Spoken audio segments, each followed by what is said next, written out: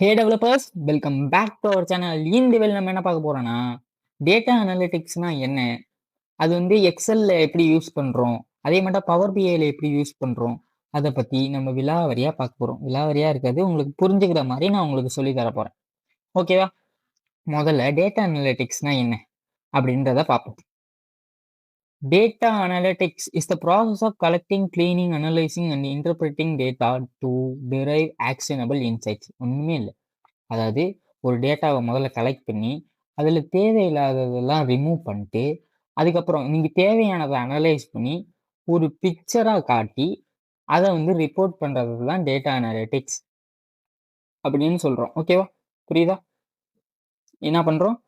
ஒரு ப்ராசஸ், அதாவது ஒரு டேட்டாவை கலெக்ட் பண்ணிட்டு அதில் தேவையில்லாததெல்லாம் ரிமூவ் பண்ணிட்டு அதுக்கப்புறம் அதை அனலைஸ் பண்ணி அதை ஒரு பிக்சராக காட்டி இது மாதிரி ஒரு பிக்சராக காட்டி உங்களுக்கு வந்து ரிப்போர்ட் பண்றது தான் டேட்டா அனலிட்டிக்ஸ்.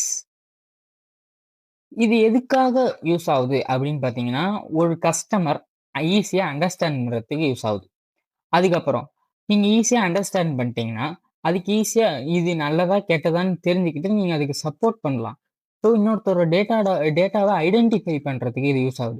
ஐடென்டிஃபை பண்ணிட்டா ஈஸியா இம்ப்ரூவ் பண்ணலாம். அதாவது ஒரு விஷயத்த மேலும் மேலும் அப்படியே என்ஹான்ஸ் பண்ணிட்டே போகிறது தான் டேட்டா அனலிட்டிக்ஸ். ஓகேவா? அதுக்கு தான் டேட்டா அனலிட்டிக்ஸ் யூஸ் ஆகுது அப்படின்னு சொல்றாங்க. இந்த செக்ஷன் ரொம்ப ரொம்ப முக்கியம். ஏன்னா டேட்டா அனலிட்டிக்ஸ் ஃபியூச்சர்ல ரொம்ப ரொம்ப முக்கியமான ஒண்ணா இருக்குது. நெக்ஸ்ட் இதுல என்னென்ன ஸ்டெப்ஸ் இருக்கு அப்படின்றது இதுல போட்டு இருக்குது. இருங்க, நான் ஒரு கதையா சொல்றேன், உங்களுக்கு புரியுதான்னு பாருங்க. ஒரு ஊர்ல ஒரு ராஜா இருக்காரு. ஓகேவா?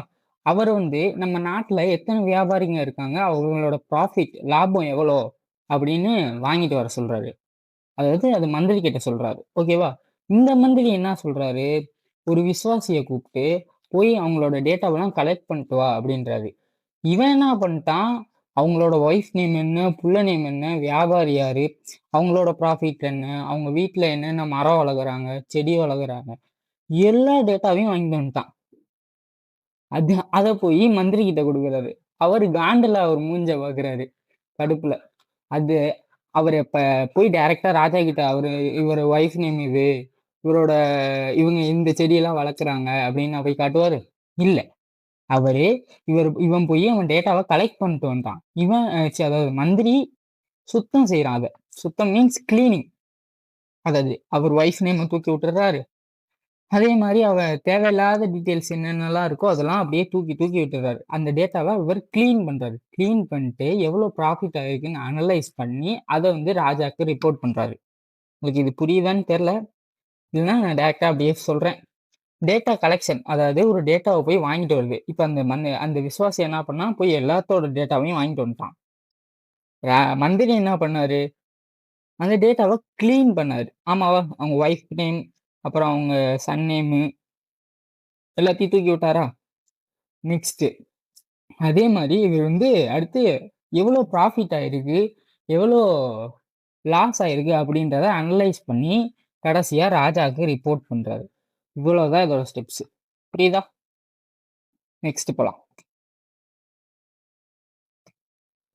இப்ப நெறைய பேருக்கு ஒரு டவுட் இருக்கும். டேட்டா அனலிஸ்ட் ஆகலாமா? டேட்டா சயின்டிஸ்ட் ஆகலாமா? அப்படின்றது இன்னும் நெறைய பேருக்கு டிஃபரன்ஸ் தெரியாம இருக்கலாம். நான் எதுக்கோ சொல்றேன். டேட்டா அனலிஸ்ட்னா ஆல்ரெடி இருக்கிற டேட்டாவ அனலைஸ் பண்ணி ரிப்போர்ட் பண்றது.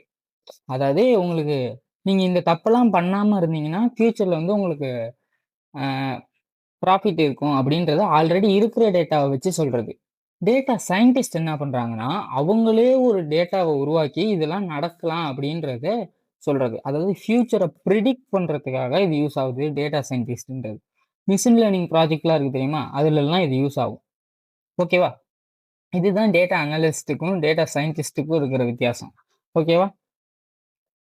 நெக்ஸ்ட்டு. அதாவது டேட்டா அனலிஸ்ட் வந்து அ எக்ஸெல், பவர் பிஐ இதெல்லாம் யூஸ் பண்ணி அவங்க ரிப்போர்ட்ட குடுக்குறாங்க. ஓகேவா? அதே மாரி data scientist machine learning, statistical மெத்தட்னா அந்த மீனு, மீடியனு அதெல்லாம் யூஸ் பண்ணி, அதாவது பைத்தான் லைப்ரரிஸ் இதெல்லாம் யூஸ் பண்ணி ஒரு மாடல் கிரியேட் பண்றதுக்கு யூஸ் ஆகுறது தான் டேட்டா சயின்டிஸ்ட். பெட்டர் தென் எல்லாத்துக்கும் பெட்டரா உங்களுக்கு எந்த ப்ரெஷரும் இல்லாம இருக்கிறதுனா டேட்டா அனலிஸ்ட் தான் பெஸ்ட். ஓகேவா? இப்ப எக்ஸெல்ல இது எப்படி யூஸ் ஆகுது அப்படின்றத நான் உங்களுக்கு சொல்றேன். எக்ஸெல் எக்ஸெல்ல எப்படி யூஸ் ஆகுதுன்னா, டேட்டா வந்து முதல்ல வந்து எடுத்துக்கிறோம். நீங்க ஆல்ரெடி டைப் பண்ணி வச்சிருக்கீங்களோ, இல்ல எதுலயோ எழுதி வச்சுக்கிறீங்களோ, அத எக்ஸெல்ல ஒரு டேட்டாவா கலெக்ட் பண்ணிட்டு, அதுல தேவையில்லாத காலம்லாம் இருக்கும் தெரியுமா? தேவையில்லாத டீட்டெயில்ஸ் இது எதுக்கு நான் அனலைஸ் பண்றப்ப இந்த டேட்டா எனக்கு எதுக்கு அப்படின்றத பவர் குவெரி யூஸ் பண்ணி தூக்கிடுவீங்க. அதுதான் டேட்டா அனாலிசிஸ். ஓகேவா? Power query, pivot table create பண்ணி அதுக்கு வந்து ஒரு சார்ட் கிரியேட் பண்றீங்க. இப்போ ஒரு மூவி பார்க்கறதுக்கும், ஒரு காமிக் படிக்கிறதுக்கும் வித்தியாசம் இருக்குல்ல. உங்களுக்கு எதையா இருந்தாலும் ஒரு பிக்சரா காட்டினா தானே புரியும். அதுதான். அதுக்காக தான் இந்த சார்ட் கிரியேட் பண்ணி அத ரிப்போர்ட் பண்ணுவோம். இதுல ஒரு டேஷ்போர்ட்ல. அது ஆக்டிவா இருக்கணும். ஓகேவா?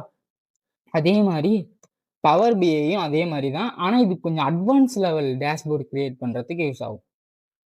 அட்வான்ஸ் லெவல்னா, இது வந்து டைரக்ட்டா டேட்டாபேஸோட கனெக்ட்ல இருக்கலாம். இல்ல எஸ்கியூஎல், மேங்கோ டிபிஎஸ், எக்ஸெல்ல வந்து இது என்ன பண்ணுவோம்னா, டேட்டாவ கெட் பண்றதுக்கு தான் யூஸ் ஆகுது. ஓகேவா?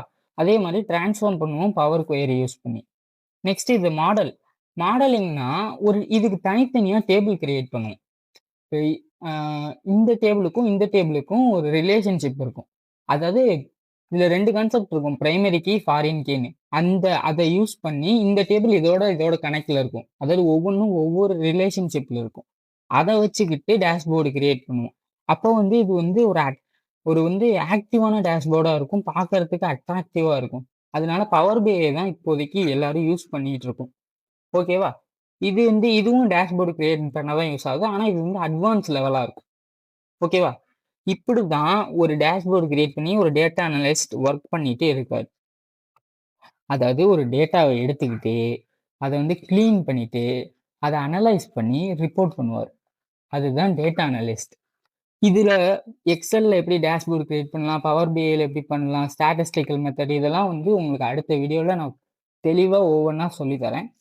ஸோ இந்த வீடியோ இதோட முடிச்சுக்கிறேன். நன்றி, வணக்கம். டாட்டா பாய்.